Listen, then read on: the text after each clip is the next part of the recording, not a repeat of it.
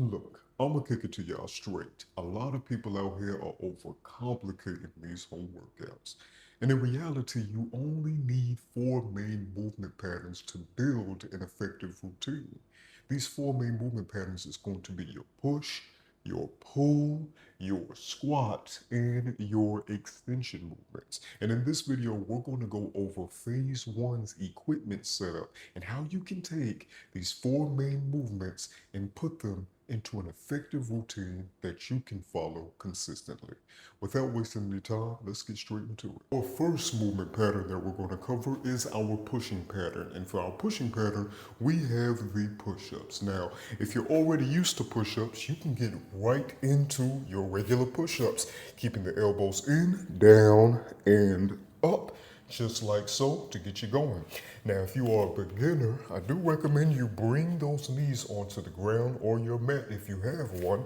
Again, same form as the regular push-up. Keep the elbows in, coming down and up, and only go as low as you can comfortably, especially if you're a beginner with this movement.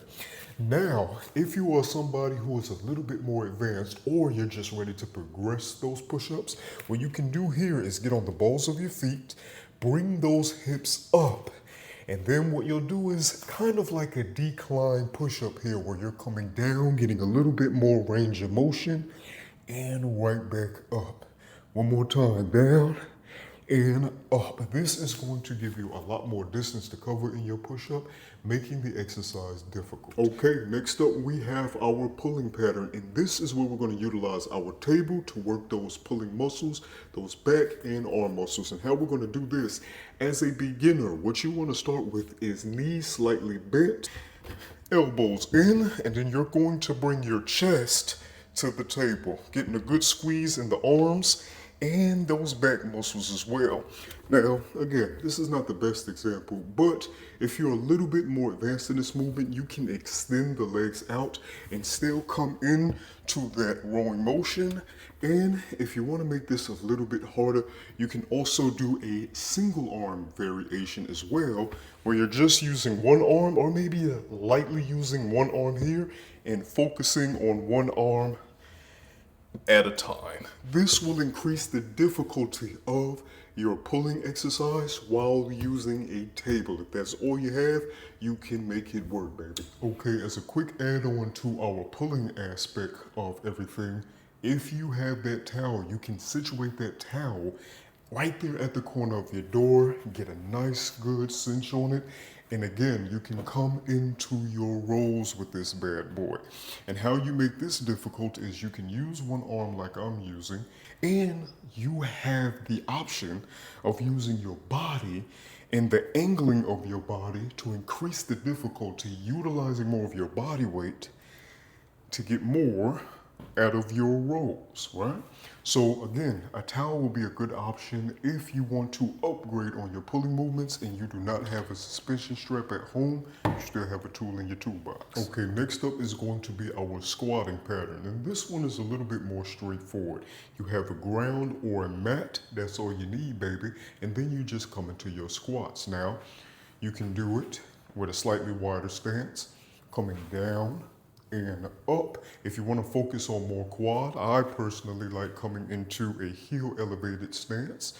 You can go down, getting those knees over the toes if that's comfortable for you, and up if you're trying to focus a little bit more on those glutes, right? You can take an even wider stance and come down and up into it. And if you are trying to work on any imbalances or maybe put more emphasis on the glute or just increase the difficulty of your squatting pattern, you can always come into a split squat here, chest elevated, boom, down and up. And let's say you want some more quad out of that, you can go ahead and lean into it, getting that knee slightly over the toe here and right back up. Those are your options for your squatting pattern. Okay, so last but definitely not least, we are going to get into our extension movements. In this one, we're going to start by lying on the floor and coming into our old school glute bridge, right?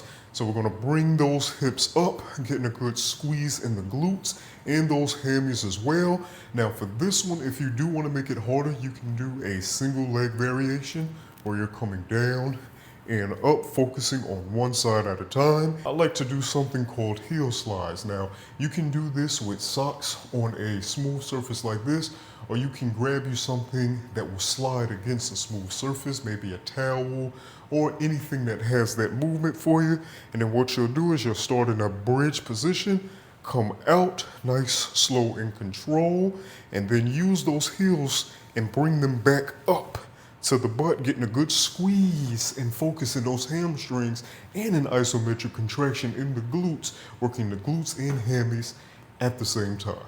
Okay, so those are some exercises that you can do within the framework of those 4 main movement patterns. Now, I know you're like, Mo, get into the bread and butter of this bad boy. How do I actually structure this for a simple, easy to repeat home workout at home? And it's very easy. What you're going to do is you're going to take one exercise for each of those movement patterns, and we're going to create a day around it within the framework of an A-B structure. And how that looks is, let's say for your day A, you have your 4 main exercises that you're going to do. Let's say for your push-ups, you're just doing your regular push-ups.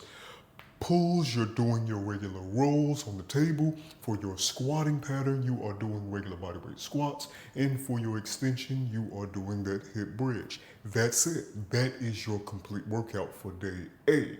Now for day B, we're going to switch it up a little bit. Get a little bit of a different stimulus while still working within those movement patterns. Let's say for day B, you decide to do a elevated push-up. Get more of those shoulders involved. You want to do the towel roll, focusing on one side at a time. For your squat, you'll do a split squat. And for your extension pattern, you will do a one-legged hip bridge. That's your day B. Now you have your 4 exercises for day A and day B.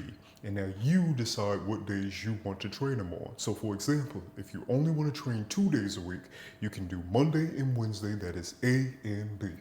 Simple as that. For the following week, you can begin with B on Monday, then A. Straight like that. If you want more days in your plan, let's say you want that frequency, you can do an A-B-A split. And that looks like, for example, a Monday A, Wednesday B, Friday A. And then for the following week, it will reverse, right? So you'll have B, A, B, Monday B, Wednesday A, Friday B. Boom, that is your plan. And then you just switch it up to whatever is coming up on that following week. Simple as that. 4 movements, 2 to 3 days.